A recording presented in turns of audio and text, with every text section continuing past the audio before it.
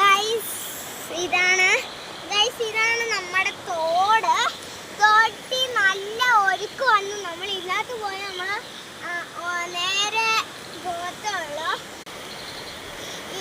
ഇവിടുത്തെ വീഡിയോ ഇവിടെ അവസാനിക്കുകയാണ്. ലൈക്ക് ചെയ്യുക, ഷെയർ ചെയ്യുക, സബ്സ്ക്രൈബ് ചെയ്യുക, തൊട്ട ബെൽ